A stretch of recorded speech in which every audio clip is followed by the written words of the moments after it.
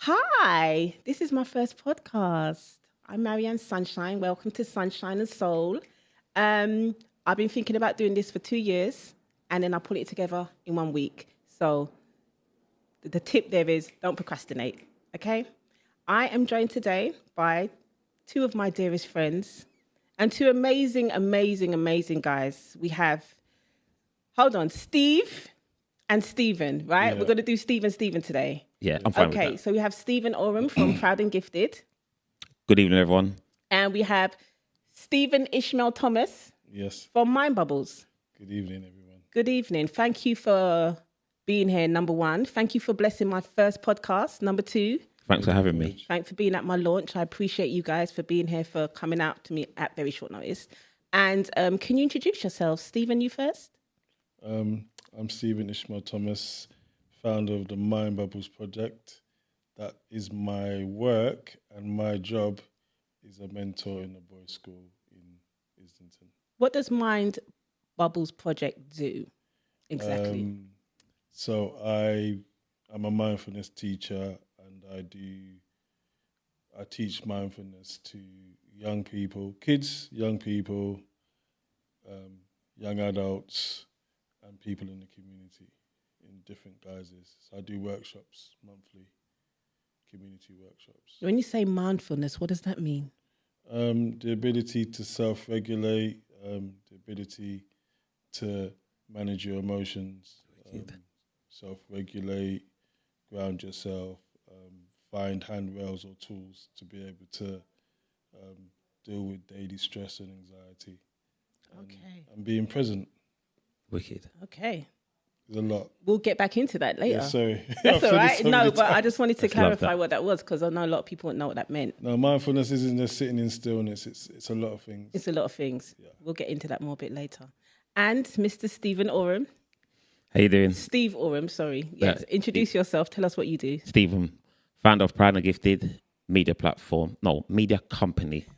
I travel around the UK and I award and celebrate young people doing amazing things. Why do I do this?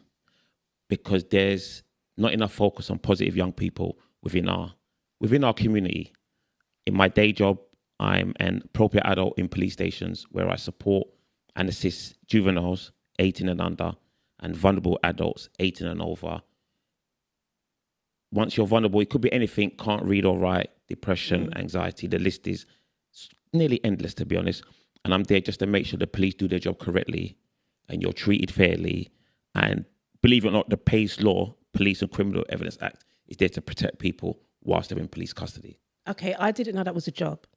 Yes. I didn't know that you could actually do that. Yeah, I've been doing it for 12 years. 12 years. Yeah. A lot of people can't believe that because I'm such Yeah. a big kid, but hey. But yeah, my friends say you can't be a responsible Serious. person. Yeah. You can't be a responsible person. But once, yeah, that's my job role. Been doing it for 12 years. I really love that job. Mainly because of the flexibility and the fact that we'll talk about it later, but you can have something today and lose it tomorrow and the spiral effect. And that's how some people end up suffering with depression and etc. But yeah, that's what I do. Okay, I well, want to say, and also thanks for having me on your first podcast. no problem. Don't worry about short notes and nothing. I really appreciate it. Oh, thank you. So first thing we're going to do in Sunshine and Soul is the first question I'm always going to ask every guest is, how are you? So who wants to start? How are you in general? Steve? I'm good. The last week has been very draining online with the young lady who lost her life, which we'll speak about later. So yeah, it's been a tough week on social media. I appreciate people that contact me, but my DMs have just gone absolutely through the roof with people expressing how they feel, which is very good. That's why I'm People there. expressing to you how they feel. Yeah, about because okay. I first shared once it came out in the media. I then shared the image that the media first shared. Okay. Because I always wait for the media to share something, and then I went down to the first sort of prayers they had on Sunday. So yes, a lot of people. But other than that, in general, no, I'm good. Yeah. Work was light work, easy today, and also I'm a granddad now. Oh, congratulations. Yeah. Grandson. Yeah, grandson LJ, but his name's Lamari. So Look at his little... yeah. So going home every day, because my son moved back home. His name's Amari. Lamari, yeah. Amari, oh. So going back home. But other than that, no, life is good. Oh, that's congratulations. I just thank you. I just give thanks to waking up every day, and to me, it's a good day. So you're always upbeat as well. He is. thank you. How are you, Stephen? I'm not going to use the cliche good. I'm grateful for the opportunity to have a real conversation. Because I get quite tired. You know, there's just a lot of dialogue around the same things. And, you know, I have a particular problem with our community in terms of how we reflect and accountability. But we're gonna. Let's get into that. Actually, He's right though. Yeah, let's get into that. Elaborate on that a bit more, if you can. In terms of reflection, yeah, I think we find it's an emotional intelligence. It's one of the things that in life, as you go through your life, you're supposed to develop certain skills, and I find that, especially at my age, I see a lot of us struggling with reflecting on the things that we don't do well. Is it an age thing? Is it people over 40, over 50, or is it no, just in general? Just in general. Obviously, when you're younger, I mean, your brain stops developing at 25. So I think you can give young people a certain amount of grace when the amount of mistakes I made or silly behaviour when I was young. Trust me. Yeah, but it's because you don't have an understanding of the world and you learn. But when you get to a certain age and we're still doing certain things, I just wonder where it's like, when did you reflect? So are you saying that a lot of people, their mindsets doesn't change as they... It feels that way. Okay. I hear that as well. I see that a lot, actually. It's like they're stuck in their 20s and there's no progression. There's no emotional or intelligent progression. You know, so I'm stuck in the 90s because in the way I dress and Me too. the music that I like. But in terms of, I'm not, if you knew me when I was 20, I'm definitely not completely different person. I would hope so. Yeah. When you're having a conversation with me, I'm grey. Yeah, I'm grey in my bed, but I'm also grey in terms of your mindset. Yeah, and that for me, I feel like an elder now, and I'm happy to go with that rather than I'm still young. Okay. You know, I'm happy to be an elder. I'm happy to be an example. You know, I am, like, if you call me uncle, I take great pleasure in that. Do you know what? I feel like an elder, but I feel like a moany elder because I see so many things that, why are you doing this? I feel like I'm moaning about things all the time. Why though? Because things that, like, why are you, like, simple little things like when you're getting off the tube and people just walk into you instead of stepping to the side and letting people off. Why do you find that? Simple little decorum things. I feel like I'm moaning all the time. And that's that lack of, that lack of emotional intelligence. People are just, they're like kids. See, I don't know. It's same scenario you have happens to me as well. And I just look past it because I don't have the time to, as you said, moan about it and waste breath. I don't moan about it, but it just annoys me. Yeah. It annoys me. I was getting out of a lift today. The person just walked into me. I'm like, well, let me out. Let me out first. Yeah, because you know that's the right thing to do.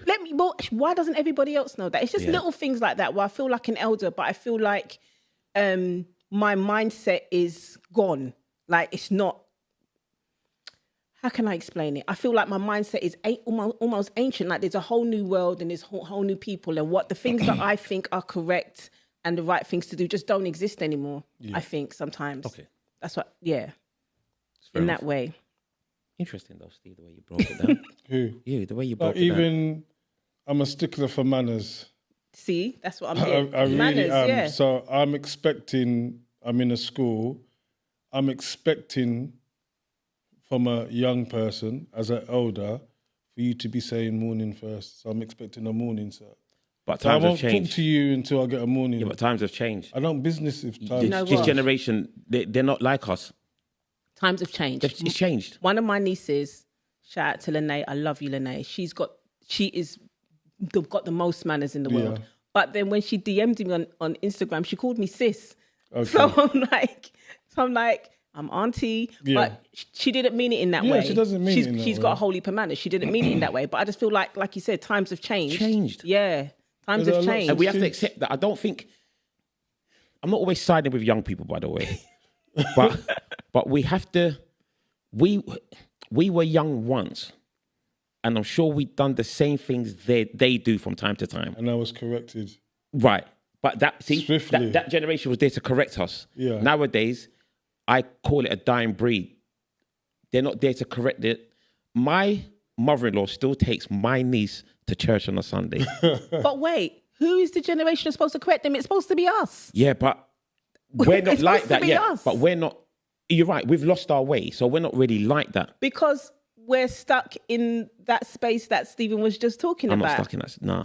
I'm not, but maybe a lot of our generation are. Yeah. Manners is manners. Don't get me wrong. And it costs nothing. But you know, there's simple things our niece, nephews, or them family does around us where you're thinking, I couldn't do that. Right. Yeah, for real. I couldn't do that. But then it's not an excuse, but sometimes we have to remember different generation. And we always have to remember that we raised that generation. So we have to take some responsibility, Right. I guess. And we was young once, but you're right. The main fact is we are responsible for raising that generation. We raised them. So how are we going to change it? How do we turn it around? Or is it just too late now? It's gone. Nothing's never too late, but it's gone.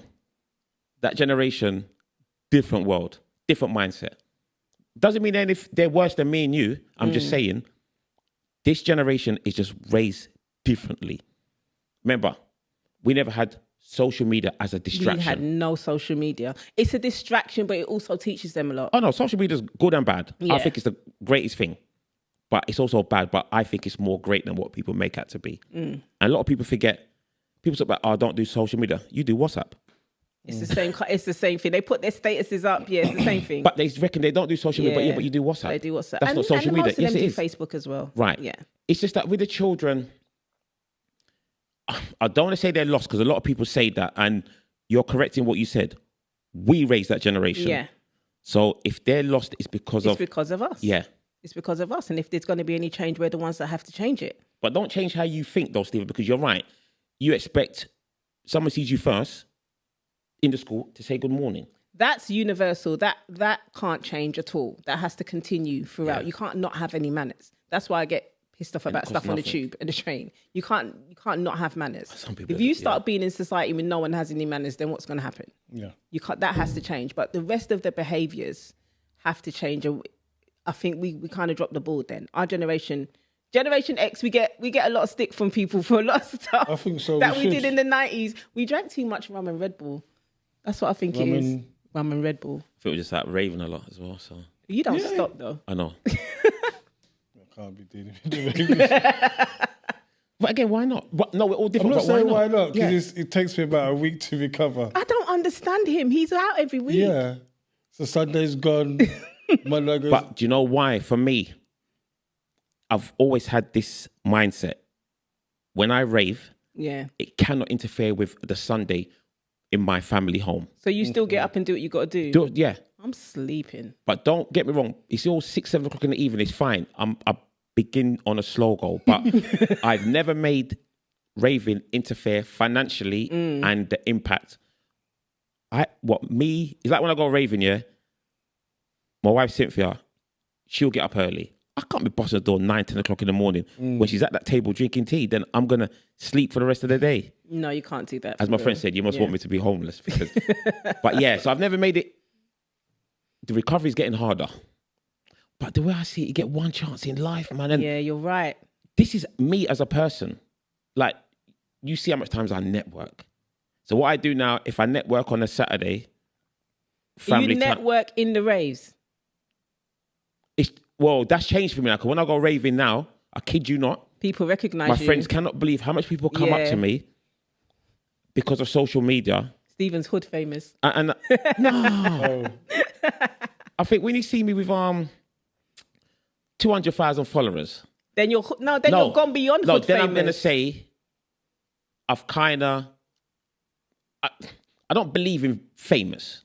I believe we're all the same people. Some people just good at what they do. Like when I met Alicia Keys, kid you not. Excuse me. I'm just Man's saying. just dropping names When now. I met Alicia Keys and I asked her for a picture, she said to me, yeah, no problem. Them time, the whole look, because this was at the baton when I carried the baton. Yeah. The media that was round her. Oh, really? And that's when I realised these people don't ask for it. They get it. Yeah. But the media was on her. So I'm thinking, like, I got no chance. So I looked and said, Alicia, I took a picture of your husband. And I showed her me and Swiss. Yes, if you look on Stephen's Instagram, you will see a picture of him and Swiss Beats as his main picture. So I said, that's how he Swiss, is. I said, look, Alicia, she goes, my brother, when I finish. And it was nice being in her presence to think, I look at everybody as, we're all just the same, man. Yeah, I hear that. It's just a status thing, don't get me wrong. But when you're amongst certain people, so me personally, I'll never think I'm famous. It's just that when I go places like Asda, my local Asda now, people come up to me, right? And I have to just say, no, thank you very much. Yeah. Because they don't have to. Just be grateful. Say, thank you very much. So, yeah. But, yeah, me and socializing, I love it. I ain't going to lie. Yeah, well, it's like a release? Tension release? Stress release? No, I don't think it's that. It's just something that I've just always loved doing. From the first time my mum let me rave, I think I was 14. Yeah, we were. No, I lied. I think I was 15. 15. Mum let me go out one Saturday night. Christmas, that was it. And that's it. I think mine's been raving for 30 odd years. Yeah, 40, yeah. Because it's just something that I thoroughly, my wife still can't believe I do it. She goes, no one can believe. You know what? That leads me into what you do for Proud and Gifted, because what you do going around to you have to be sociable to do that. So how did you get into that? What gave you the idea to do a company like Proud and Gifted? I always wanted to celebrate young people, but I didn't know how. I didn't have a structure. And the actual plan was never for me to be on camera. It was my two cousins.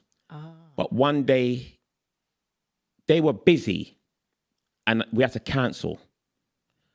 And I realized, say we arranged to meet a young person, because every young person I contact, I always get parent consent and the parents got to meet me with them. Yeah.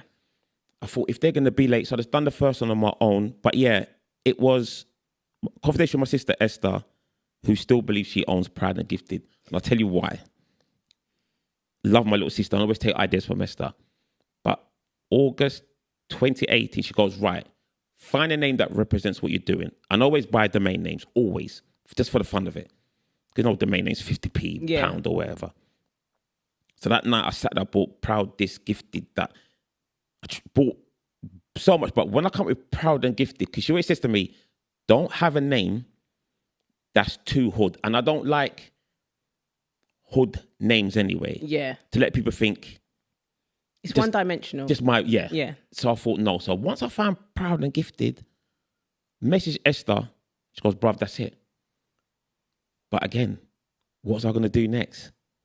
So my first video was my son's friend named Ron.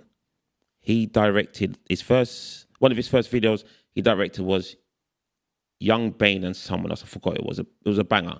Millions of views. Then he directed Notes Addison Lee. Yeah, I remember that song. Yeah. I remember that song, yeah. And his name is in the credits, director, Ron. So I thought, okay. So I said to Ron, let's go in a local park to shoot a promo video. He said, yeah, no problem. But I already bought engraved medals because I thought, right, I've got to give them something. So how did you get the idea? Before you got to the medals, why did you say you wanted to celebrate young people? Yeah. Because it's nothing to do with my job, but I just always believe that everyone jumps on a bandwagon when kids have done wrong. True. Straight. True. I've done it myself. Yeah. I'm not going to be a hypocrite. And I thought, I want to celebrate them, but still, like I said, I didn't have an idea, but it was always there. So, and I went on YouTube and I watched a load of YouTube videos to change my mindset regards filming. Yeah. And I've done the speaking one because, believe it or not, I actually stammer. Really? And I didn't know that either. And I've let it hold me back for most of my life, to be honest. Even my friends look at me and say, what are you talking about? I say, if you listen to me properly, I've learned to slow down and don't trip over my words. Because if I didn't have this stammer, I think I'd have gone on to do different stuff. But anyway, so, and that's why I didn't really want to be on camera. I was on camera messing about on Snapchat. You see me in my hands, literally see run out, I film it, having a laugh. Because one thing Marianne always told me, film your family, because there's not enough black families on social media. Snapchat, their family Snapchat was brilliant. Yeah, you told me that brilliant. 5-6 years ago. My wife was like, no, my daughter Rihanna, she says no, but my son Lorenzo, he was fine with it, but everyone's got to be on board. But Marianne always says to me, film your family as content. I wish I learned the stuff now I did when you told me, because I'd have done it. But anyway, so figured out what to do. So I was just sitting down one day watching YouTube, and this guy had medals for children. And I remember that when we used to get medals in schools, we actually loved it. Yeah, true. So bought these medals, got them engraved. It says, keep inspiring, we are proud of you. I remember that, That's what I had engraved on the back. So I bought about 6 medals. And how did you find the people to celebrate? Again, because my first one was Ron. Mm-hmm. Went in the park, shot the video, but I had the medal on me. So when I was filming, he said, Ron, thank you very much. I'd like to award you for what I've done. He turned and said to me, no one's ever given me nothing for what I've done before. And this man has had millions of views on videos that he's directed. Yeah. That day I was so excited. Early December. I was so excited. And up to this day, I still edit my own videos, but then it should take me the whole day to edit, because obviously I was new. Yeah. So when I put the video out, it felt really good, because I just felt it was something that I believe people wanted to see. Yeah. But once you put a video out, a couple of days later, people move on. Yeah. So you have to keep doing it. So I said to myself in January 2019, if you can stay consistent in what you're doing, Stephen, second video, this girl called Amazing Angel. I can still hear her in my ears now. Motivational speaker, book author. How old? At the time, she must have been about 9 or 10. Wow. I filmed that outside Lakeside Shopping Centre. One take, 8 minutes. My name is Amazing Angel. Boom, boom, boom, boom. And are they receptive when you say you want to come? Yeah, because obviously I speak to the parent. Them days was better. Nobody knew who Proud and Gifted was. Okay. So I said to them, I'd just like to film you. And they'll say, yeah. And then I'll spin it on them, give them a certificate. Yeah, because that lady was the first one who got a certificate and a medal. So how long did it take your platform to grow? Because you've got you're nearly at 17,000 followers now, something like that? If I'm honest, my platform was banging 2019. And then it started growing then? Yeah, because I was all over the place. Literally. And you're not going to believe this, but when I first started Proud and Gifted, the aim was to have a microphone and interview people. 5 years ago, nobody wanted a microphone in their face. Today now, everybody wants a microphone. And it's easier for me because you see what I do now. Yeah. It's light work. I just take out the microphone, walk around, people look at me. So yeah, but that was the aim. 5 years ago, interview people, but nobody wanted that then. And then from then, today I've celebrated, because it's all documented on my Instagram, about 565. 500. How many years have you been going now? Oh, well, it's 5 years in December, 2 months' time, yeah. Wow, 100 kids a year. But what I done, that's not all of them, because I won't document everything. The only ones I've documented is the ones on my page. Yeah. But in my stories, there's more people. Hundreds. There. And are they when you go up to kids now with your microphone, are they receptive? Yeah, because I explain to them who I am, and I'd like you to, if possible, tell me your story so I can share it for the world to see. And what's next? What are you going to do next with Proud and Gifted? Well, my next thing was a scholarship, but I've just done that with. You just did that with the coding. The coding, yeah, that was brilliant. Yeah, so that was my next goal. And lady approached me and said, "Love what you do. I'd like to offer certain range of young people scholarships in coding," and that launched Monday. It's meant to be last week, but I said to her, because I happened to a young lady, shelved that, and that launched this week. Okay, well done, well done, Stephen. So, there's so much more to come, but we'll talk about that. But yeah, that's the story of Proud and Gifted. I think one of the most rewarding things is seeing a young person's face when I celebrate them. Yeah, I think so as well. I like it. No, thank you. You're right, because you do hear about all the negative things that the youth do. They make it seem like all of the youth, majority of the youth are negative, but then you go on Stephen's page and you see 500 It's the positive minority young people. It's the minority that grabs the headlines. I could have done a knife crime page from the get-go because of my job. But I see that as I don't care, I'm just entitled to my opinion. It's an easy way out to do certain things because it's in the media. Yeah. If my page was negative, I'll be bigger than what I am now. Absolutely. 17,000 followers right now. Yeah. Love them to bits. But if my page was negative, you would have more than double that. I'd be nearly 100,000. You'd have more than double that. Yeah, because it's not people, it's our mindset. There's something that hangs on to the negative side. But I'm grateful for where I am at the moment. Good.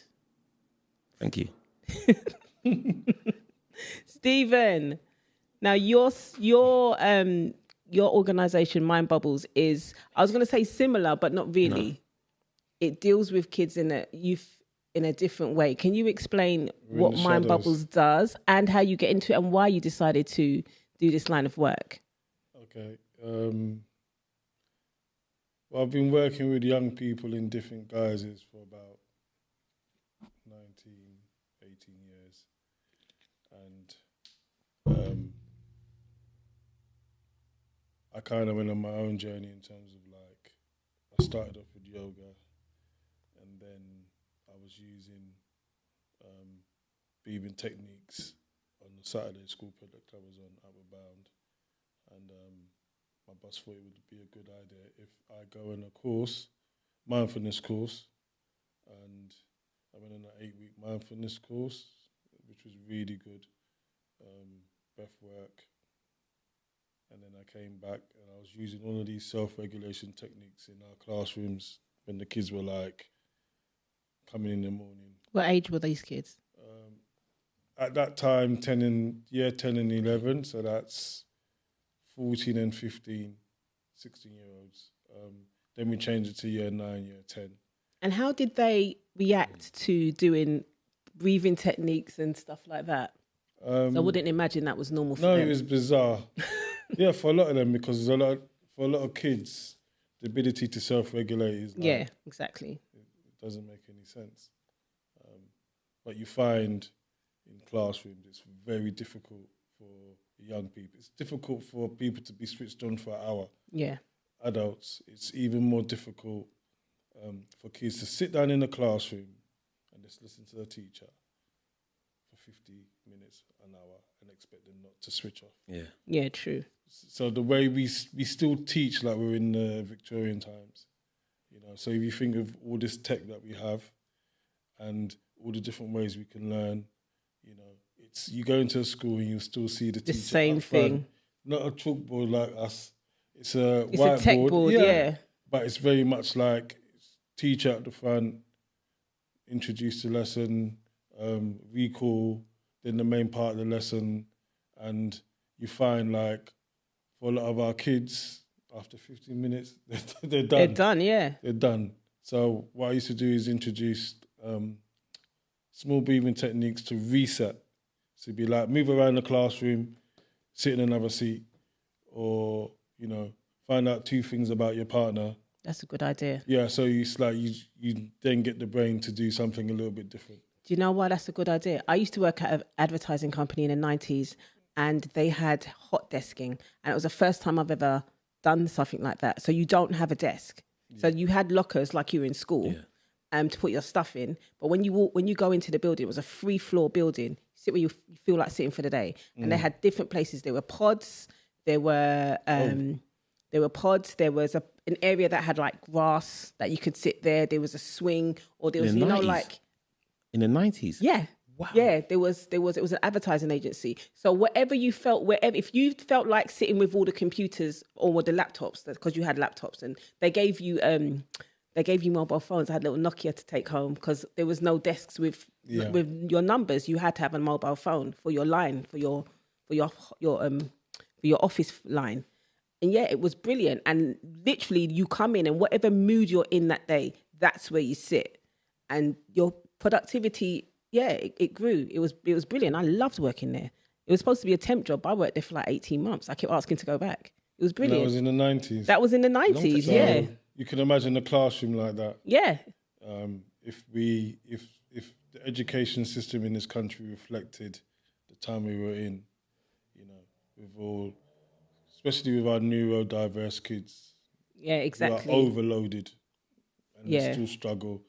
You know, we would have much better attainment if we adapted to our young people rather than them this linear one-size-fits-all style of education that a lot of them, we know it's like it's falling apart. Yeah, but they're not willing to make the changes.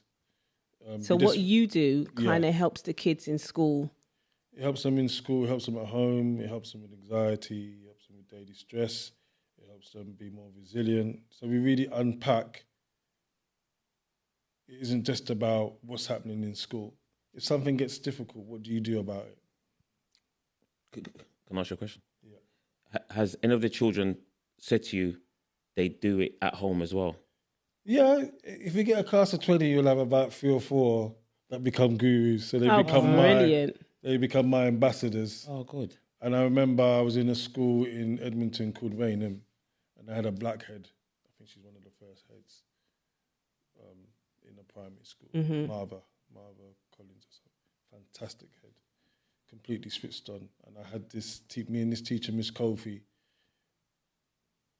when the kids did their SATs and they did a testimonial, so I think it was like the last lesson of the year. And she got them to do reflection. And I kid you not, you know, I was in tears at the end of it because they had gone on a journey where it was like, you know what? I had immigration at my door and I was still able to do my stats because I did my breathing techniques. Wow. That's So I had the threat of immigration to get through my stats, and I still managed to find handrails, you know, when my family were facing all kinds of difficulty to get through my stats. You know, you had kids that were like talking about the work they did, their own shadow work. So all I do is kind of assist them in finding ways to, like, life's difficult. Life is really difficult for our young people. You know, life is difficult for us because, you know, I grew up in the Thatcher years. Yeah, me too. Yeah. Yeah. So this austerity it was different because everything was like... Everything was hard. Broken. Right. Everything's hard now, so... Yeah, but for them, they've got it from so many different angles, you know, so, like, if they get into a fight, it's on social media. Everybody sees it. Yeah. It's there forever. They can't do anything. We say that in our generation. We say we're glad that we didn't have social media because all of the stuff that we did, nobody knew about it. It just stayed on the street. There's no record. It was very local. Yeah. And it stayed local. And it stayed local, but now you do something, somebody in New York could see it. Yeah. And the worry and anxiety around how well they do, the disappointment, the expectations from families, especially immigrant families, if they're like, mum and dad have left their home to come here to access education, and you're there acting silly. You know, that's a heavy load to carry. You know, exam results are always being tested. You know, I think it's amazing what you do. Test. So for me, schools are like anxiety centers. So how many schools do you work with? In my normal job, I'm just one. And I'm there. I was part-time. So I came out of education. And then went back in. Because there was too much politics. Yeah. There's too much ridiculous. Politics. And then there was a job in this particular school when they wanted a black mentor. So I was like, I don't know, man. It's like, if I go in, politics again. Yeah. I just don't want to be getting into arguments with SOT and blah, blah, blah, and then leaving, and then the kids are like, I'll see another one come through the door. Yeah. So I went back in, and it was almost like, because I've been doing it so long, and you kind of have an understanding of the kids and their different cultures. I don't need to be Turkish to know what they go through. How a young Turkish man behaves, the cultural, competencies of a Bengali boy. So self-reflection, would you say that is something that, well, obviously, but I'm going to ask the questions, that every school should be incorporating into their daily, the kids' daily schedule? Yeah, because it's almost like when you do recall, so if you're asking someone, how could you have done that better? So you've written an exam, yeah, or you've written an essay about a book, what's Jekyll and Hyde, or my daughter's reading Macbeth, yeah. You're asking them to reflect on the different characters. But if they can't do it about themselves, how are you supposed to be able to write about a That's character? true. So what type of person are you? And they find it very difficult to That's a question. say positive things about I don't think I've ever been asked that question in my life. So even as adults, if someone says to you, name 5 good things about, interesting facts about yourself, you can be like, you know what? I'm struggling to find 3. That is definitely something that kids should be doing from a very young age, actually. I'm funny. I make people laugh. Yeah. If I have something I will share with somebody, and they'll come up with at least 4 or 5. Okay. Yeah. And what usually happens is like, why are you always getting into trouble? Come on, let's unpick this. Why are you in my office right now? Again. I spoke to you last week, I spoke to you the week before. Why isn't this not changing? Yeah? So it's like something's happening at home. Okay. And is just when you come to school, the pushback? But schools don't do that then. I just find it weird that they don't do this as a normal thing. They have mentors that the kids can talk to. You have CAMS, so that's the Young People Mental Health Service. Yeah. We have a CAMS worker in our school. I'm on the fence with them. But. Yeah. CAMS in Islington is, I think we have the highest caseload. I'm going to speak to someone off camera now. Did that happen when you was at school? Did they have people that did this type of work when you was at school? Not someone specific. Not anyone specific. There wasn't. The teachers would take it on themselves. No well-being, no mindfulness, nothing. Did they have a counsellor? Did they have school counsellors? They'd be part of the Westminster. And you just left school? Westminster. So Westminster, my daughter goes to Westminster school, but it's where you live. So then Islington will be, if your young person is having anxiety and it's affecting their daily life, then you make a referral either through your GP or through the school. That's crazy. And then they get an opportunity to go and talk to somebody who's trained. Yeah, that's right. Yeah. Teachers... It's not their job, but it's the social workers, their it's teachers, not their job. Everything. their nurses, their doctors, their safeguarding officers. And do you know what the thing is? And then the government don't want to pay them no money. But they're not going to. The government don't want to pay them. That's why they just strike a few months ago, because That's crazy. But Stevie's right. It's just an ancient. What system. you do is amazing. Yeah, it's amazing. Yeah, I was waiting for you to finish. I agree. What you do, you talk about me, but no. What you do is absolutely amazing, and it's well needed. It's needed, and I wish what I'd ultimately like to see is people of colour in senior positions. Yeah. So they can read the room and know that I've got 10 black and mixed race boys on the risk of exclusion. And I will go into the community and find people that can turn them around. That can turn them around Don't just bring in at anybody. that point. So you need to understand your stakeholders. You need to understand the kids that you're working with. And a lot of senior leadership don't. They don't understand it. They don't, or they choose not to. And they keep making the same mistakes. If you have somebody in the room that looks like that young person, who speaks like that young person, who's had the same lived experience, you will get so much more out of them. It isn't rocket science. Yeah, it's representation. Yeah. When I tell you don't know, it's the part that I do know. If you knew where I grew up. You know. Yeah, exactly. That, you know what? That leads me on to just another main question.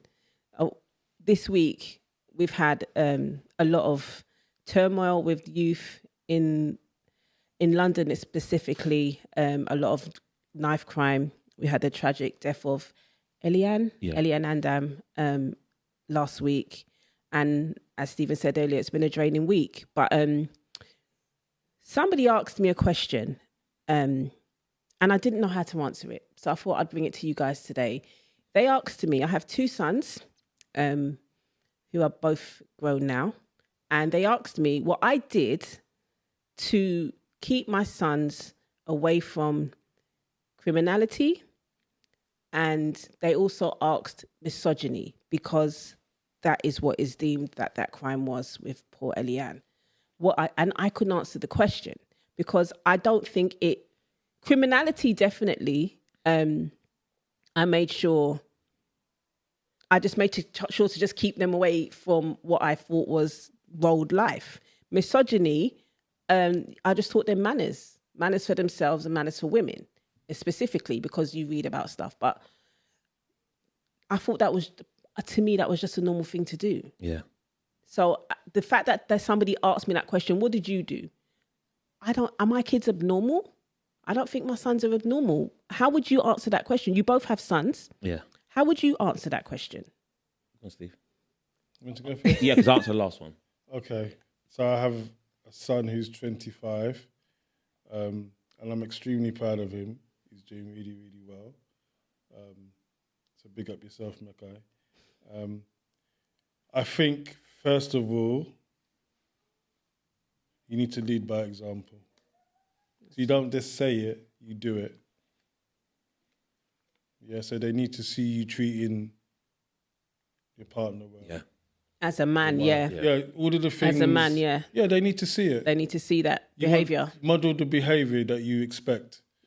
Yeah, in the home, how you deal with your mum, how you deal with your sister, how you deal with your female relatives, Absolutely. how you deal with your female friends, and they see that from a very early age. Yeah, then it starts outwardly. Conversations about, how they see their peers. A lot of young men,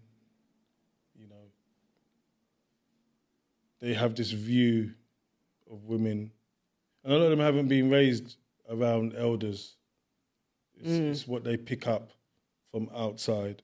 So I know as a man and as a father, I would have conversations with my son about respect, and respecting not only women, but that's respecting people as a whole. Yeah, and I also try to model it. So I know that in the past couple of years, with all this red pill culture and advocates and whatnot. Is that making a difference? Yeah, because he's talking to, and I'm having these conversations in schools. Teachers invite me to their lessons. Okay. And I do this exercise where it's called vote with your feet. Yeah, and I'll ask them a question, and depending on what you answer, you go to the right, or you go say to yes. You go to the left if it's no. Yeah. Now, if you choose a side, you need to justify why you're there. So I did it last week, and I said to them, first word, patriarchal system.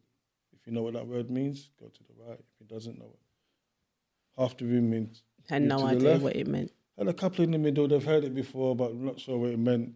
Some to the right. Some answers were a bit muddled, so kind of knew but couldn't articulate it. Some of them were like, it's a system where men basically keep women in a certain space, but they don't actually, it's not really hands-on, so it's almost like they will have other women's working for them, keep popping up the system, but they'll keep like two steps away, So it means that when women are talking about the difficulties, men are gaslighting them. Yeah. This is the kind of conversation our young people can have given an opportunity. Wow. Yeah, and they're not having that in school, in a classroom where they can articulate themselves. Yeah, and then you've got some that might say something and it's a red flag, but no, you say what you need to say. Yeah, let them get it out. Yeah, right. If you go back down, then we're not going to find out let them get it out what's so that actually going on with exactly. you, so we can start to talk to you about where you've kind of gone off kilter. Yeah, so I know many conversations with my son, many from when he was young, and he understood what was right from wrong. Just not speak at them, speak with them. Yeah. Do you know what that's making me think now, right? Because remember at the beginning we said we raised this generation, right? A lot of men our age not had that conversation. They're still very, very misogynistic and very chauvinistic. If they're raising these boys, those boys are going to have the same attitudes. Yeah. So those are like the lived examples. Their lived examples are going to be chauvinistic. You don't have to say something by saying something. Yeah, son, you're going to see it. A couple of sixth formers, and I talk to them, and it's like, live with dad, or and dad, what's going on with dad? Oh, he's got a girlfriend, or da. It's the first time I've really seen him settled. Oh, that's interesting. Wow. So you're like 17, 18 now. And that's the first time you've seen your dad settled. It's a lot. You see? About accountability. That just puts it's the no dad in the house fault. That argument's in the bin now, isn't it? Because what our kids really want is stability. Yeah. Parenting I don't think parenting is that hard. Repetition, stability, nurture, and guidance. And I'm not saying I can do all of those things perfectly, but I really try. And I've got it wrong, like really wrong. Yeah, of course. But that's what I try and keep it simple. I really try and keep it simple. If the nurture's there, I think everything else falls into place. Yeah, you got. I think parenting lead with love. I think. Yeah, you got to lead with love when it comes to parenting. So they know the discipline's coming from that place as well. And really good communication. Because I think about my mum and dad, and sometimes I would want to talk to my mum about certain things. Not in the conversation at all. Like, is that it? Yeah. There's no explanation. That's how it is. Talk about how difficult school was, or why the police were always stopping us, and it'd be like, that's how it is. It's like, so that's okay. It's a pattern. You're okay with that? Repeated pattern. Yeah, there's a lot to be done. An awful lot. There's a lot to be done. It's whether people are willing collectively to do the shadow work. To do the work. And it's like, do the work on yourself, which will then enable you to do the work with others. Because all our kids want really are examples. And there aren't enough examples. I feel there aren't enough examples in the community. There's people doing fantastic work, don't get me wrong. But collectively? Yeah, I hear that. A lot of people don't want to hear that though. It's raw. Yeah. But if we're not hearing that... The examples are capitalist. The examples are who's rich and who's making money, but that is not... And famous. And that's not the examples that we need. Yeah, take sports, take music, sports and entertainment away. What do you want to do?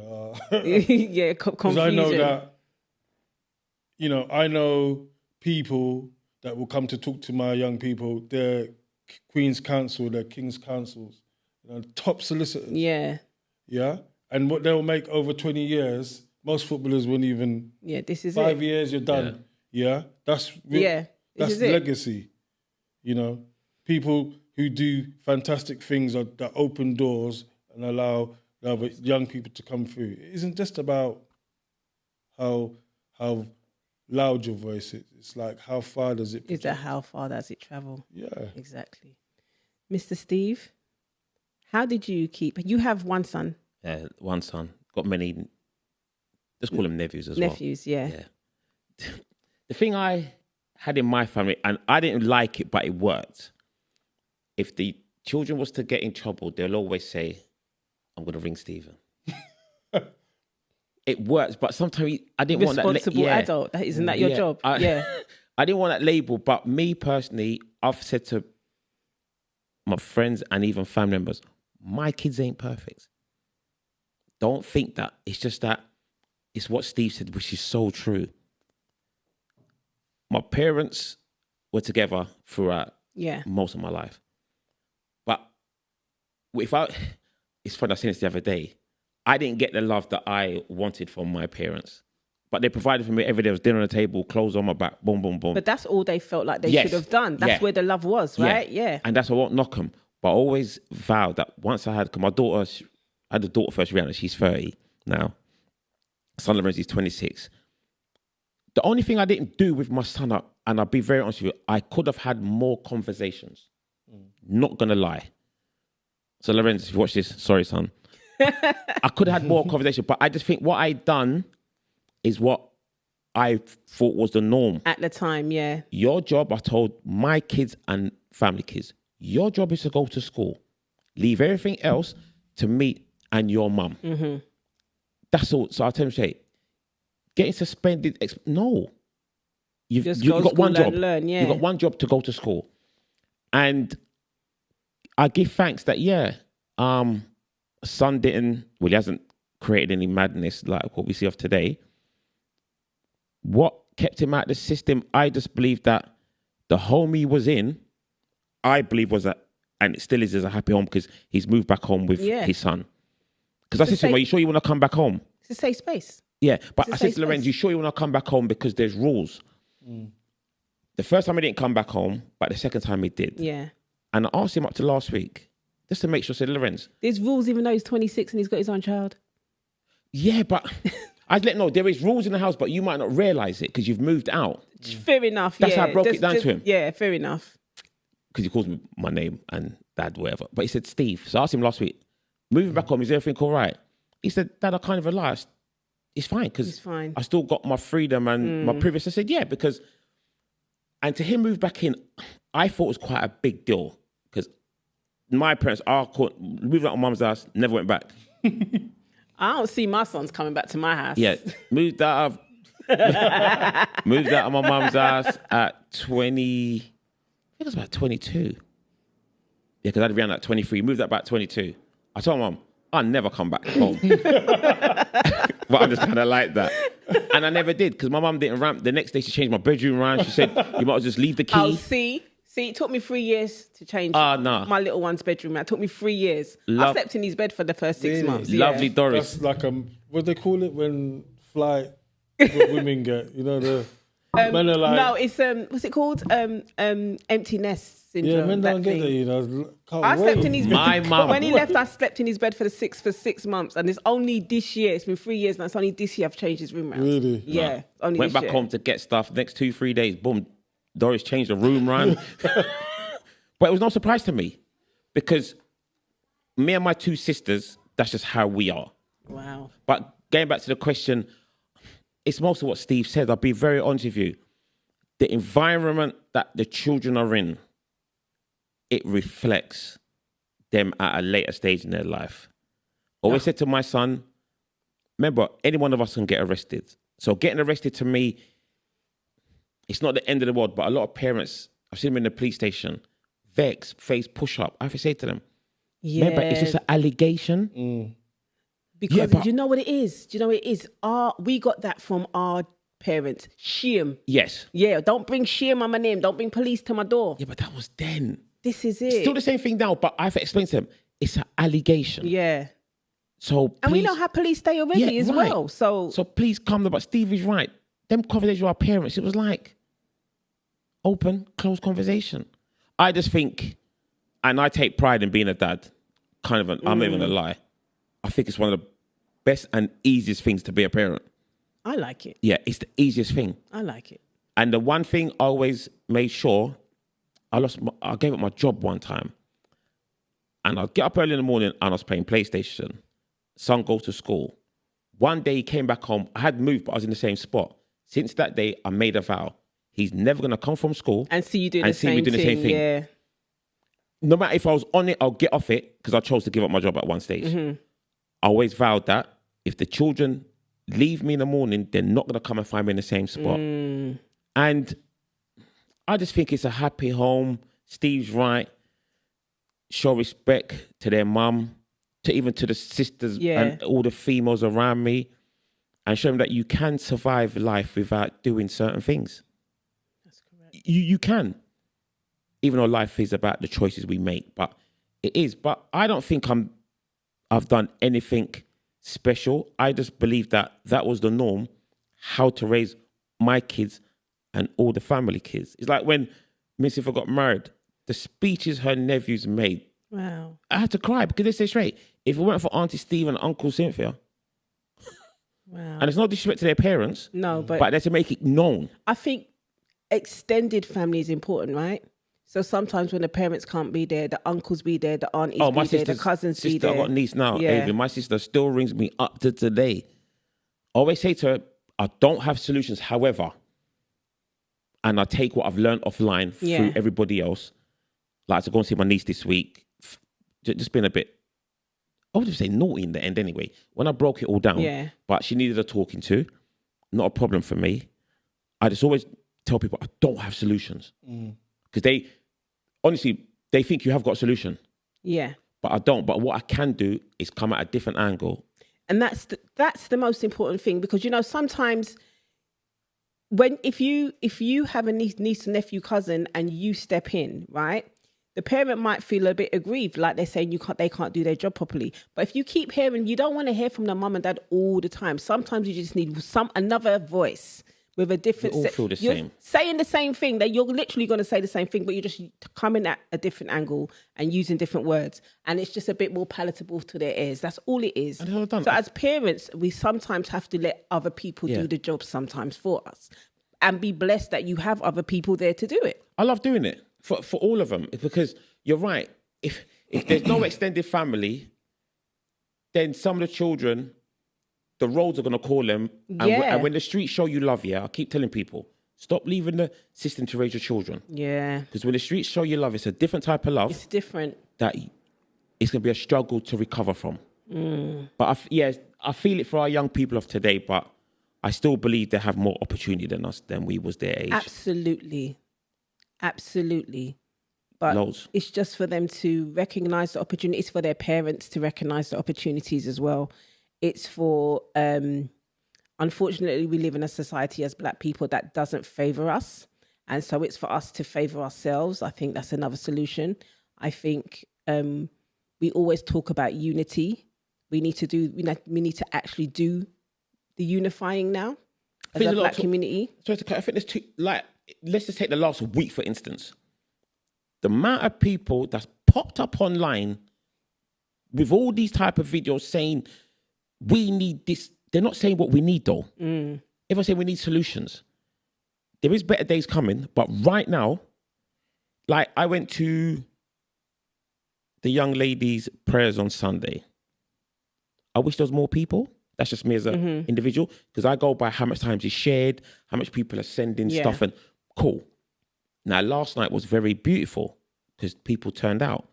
But Raspek made one good point on his video. Raspek Rebellion. Yeah. Raspek Rebellion made one good point on his video today. This is fantastic. However, we need to change what we know is going wrong in our own home. Yeah, but I've got a message for parents or adults, carers. Yeah. You have every right to check a young person's bag in your home just to make sure that they're not, say, carrying a bladed article. Yeah. It doesn't have to be a knife, just a bladed article. And if you then find something that shouldn't be there, have that conversation. Have a conversation. Don't while out. Right. Have a conversation. Yeah, don't bug out. Yeah. Or definitely don't turn the blind eye to it. But you're right. Don't bug out. I just think a lot of parents, they are best friends with their children so much that they forget that I am the adult. I told my kids this up to today. I'm the adult in this relationship. Yeah, number one. I feel like they're best friends or they're not friends at all. And you have to have you've got to be somewhere in the middle. Yeah, but even if they're best friends, and to anybody watching, there's no problem being your child's best friend. But you need to remember that when you need to be a parent. Yeah, you have that has to kick in. And if that doesn't kick in, you have a problem. Yeah. So. Or if you try to kick in and the child doesn't take any notice, that means you're too far gone. And then you get challenged and you can't deal with being challenged.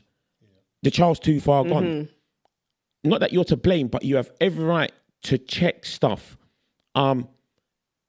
Even ask to see their phone sometime. Not that you're going through their messages, but... Go through their messages. Well, again, that's the whole... I tell you what, once I took my youngest son's phone off of him, And I went through his messages and I was reading his messages and I saw something that I was so proud of him. I gave him his bloody phone back. Which is right, though. I gave him his phone back. I was supposed to confiscate it for the whole day. I gave it to him back within a couple of hours because I went through his messages and I saw something and I was so proud of the way his friends were being rude about something. Yeah. About a young girl, and he checked them. He checked his friends in a group chat and I was like, no, take your phone back, bro. Because what am I taking? There's nothing to discipline him about. He's doing everything I want him to do. And you didn't see what you didn't want to see, yeah. Right, and this was so, and what I took his phone for was so minor. So I gave him his phone back. Sometimes you do have to, but sometimes you have to see these things for yourself. Yeah, but you have... Sometimes you have to. Yeah, and it is how you react to it. So if I'd seen something negative in the phone now, then I would have, let me think, at the time I might have screamed, but at least you're honest, though, that you would have screamed. At the time, I probably would have screamed. Knowing that you shouldn't but really it would have need been a to conversation. Yeah. It would have been a conversation. A lot of people, like Steve, for you now, you work in a school. Yeah. What is it like then? Like when you see young people in a certain way where they shouldn't be acting that way and you know that, how can I say, they're leaders of their pack? So I think for a lot of our young people, you know, I don't know if we came from a generation where, as individuals, you didn't really business what people thought. Yeah. So if I want to wear these socks with these Jordan, I don't care what you think. But now it's like they all wear the same trainers, the same tracksuits, same coats. My wife calls it a uniform, by the way. They're robots. No, yeah. she calls it a uniform. So if you're a little bit left or right, then they're you're looking weird. at you like, and I love the kids that I'm wearing this with this. Yeah. Or when they say something, they challenge their peers.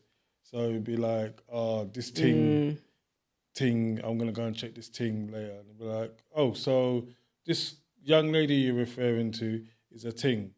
Like, good. Yeah, so is your mama ting? Good, oh, no, well done. You can't say that. Yeah. Hold on a minute. So that's somebody's daughter you're talking about. And you could never talk about my daughter like that. So what you've done, you've objectified this girl.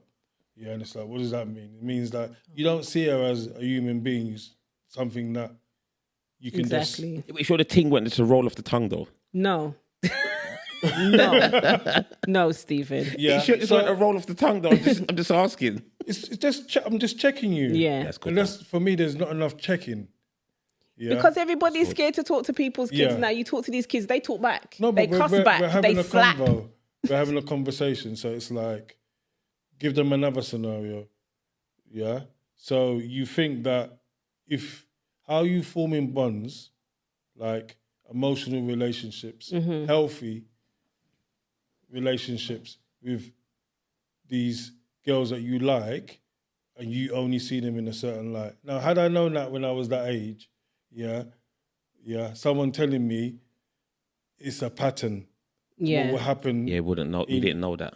As you get older, the behavior will become the norm. It becomes the norm. And then when you're serious about someone you really like, because your mindset is that you can't form a relationship, a healthy one. Yeah, that's true. Yeah, not even intimate, that's a healthy one. Yeah.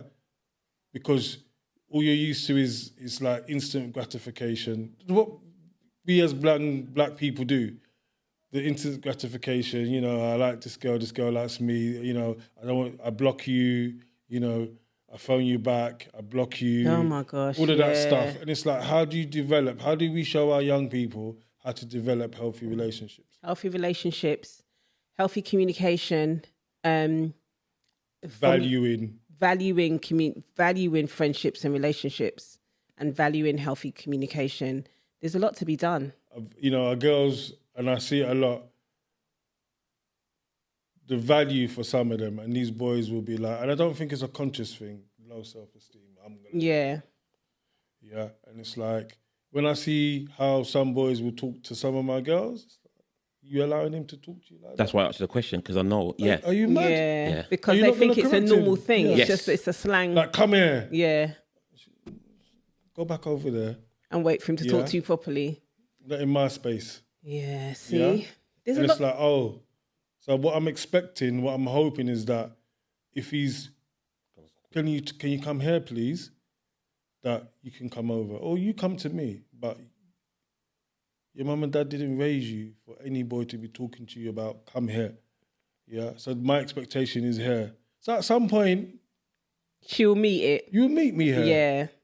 You know? But you can't, the thing about that is though, you can't be everywhere. No. You can't be It gets everywhere. undone as soon as I leave the car. Yeah. It gets, You Soon can't as but if I leave see the you on environment. road and I see you talking to, who is this? But I'm not talking to you. Who is he? Yeah. I see him as my friend. Okay, cool. So what needs, guys, listen, we're going to have to wrap this up now. Yeah. We could talk forever about this topic, Part but two. definitely need a part 2. Thank you so much for joining me, Stephen and Stephen. That's cool, man. Thanks a lot. I think we've had a very productive conversation. I think there's a lot that people can learn from what we discussed tonight. And hopefully we can see some change. The next time we come back for part 2, hopefully. Change is slow. Yeah, change is slow. And change but is coming. It's coming. Guys, let us know where we can find you on social media. Stephen? Instagram? Instagram, the Mind Bubbles Project. Twitter, the Mind Bubbles Project. The one that the kids are on. Snapchat. No, TikTok. TikTok, the God, Mind Bubbles man. Project. Boy, oh boy. LinkedIn, Stephen Ishmael, the Mind Bubbles Project. YouTube, the Mind Bubbles Project. Anything to do with Mind Bubbles Project, You're find me there.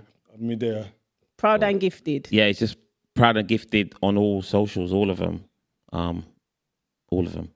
LinkedIn, Snapchat, which I'm starting to use again, Instagram, Facebook, Twitter, and there's another one, and YouTube. And YouTube. Yeah. Guys, thanks so much No, for thank you joining very me. much. I appreciate it. Thanks for joining me. Yeah, this was my first episode and I hope you enjoyed watching. And thanks.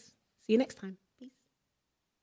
Sorry, do that again and say, remember to subscribe and like. Allow me, please. No, Yeah, yeah, I'll do that next time. No, I'll do that next no, you time. just not doing the first No, I'll one. do that next time. Too much editing now. No. Okay, you Allow do it for her.